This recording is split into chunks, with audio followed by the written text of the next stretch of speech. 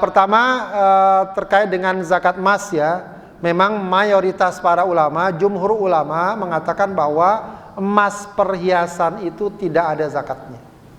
Ya, jadi kalau kita pakai emas kita jadikan perhiasan, maka itu tidak dizakatkan.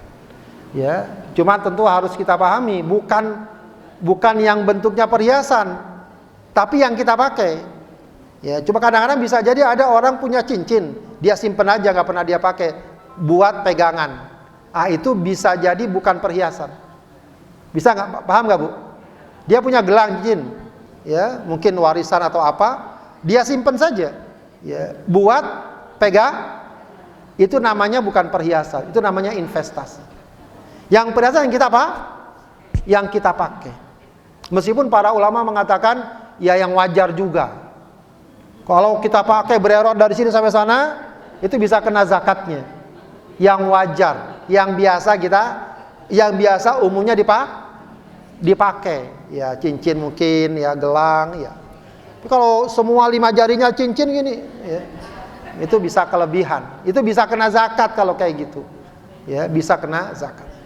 Baik, jadi secara umum perhiasan para ulama mengatakan tidak ada zakatnya. Wallahu alam, kalau kita mau hati-hati dan kita keluarkan zakatnya itu lebih bagus. Karena ada sebagian ulama mengatakan walaupun untuk perhiasan kalau mencapai 1 nisab, ya maka keluarkan zakatnya. Jadi misalnya dia punya perhiasan dipakai dan secara umum lebih dari 85 gram emas, atau mungkin dia punya 100 gram, dipakai memang. Kalau dia keluarkan zakatnya lebih bagus. Tapi kalau tidak, insya Allah tidak masalah. Karena itu pendapat mayoritas para ulama seperti itu. Baik, apakah dikeluarkan tiap tahun? Katakan tadi yang wajib zakat ya, emas disimpan. Yang gampang LM lah ya, logam mulia, lempengan-lempengan itu, ya kita punya dinar atau apa, disimpan. 100 gram, ternyata 200 gram emas kita. Datang perputaran tahun, keluarin 2,5%. Nanti datang lagi tahun depan, keluarin lagi, begitu seterusnya. Jadi keluar terus. Ya, makanya memang harusnya zakat emas itu juga harusnya diputar agar dia bertambah. Ya, salah satu hikmah zakat adalah agar harta itu diputar. Sebab kalau tidak diputar dia akan terkena zakat setiap tahun. Ya, setiap tahun. Jadi kalau masih mencapai nisab, setiap tahun keluarkan zakat. Kecuali kalau sudah berkurang nisabnya.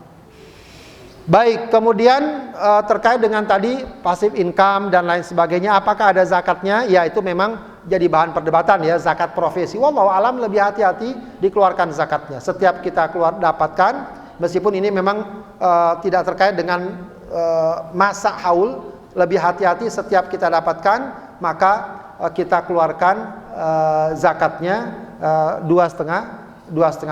Sebagaimana kita misalnya, sebagaimana yang banyak dipakai pendapat sekarang, yaitu zakat profesi. Kalaupun itu dia sudah mencapai nisab. Meskipun memang zakat profesi nisabnya agak rumit ya.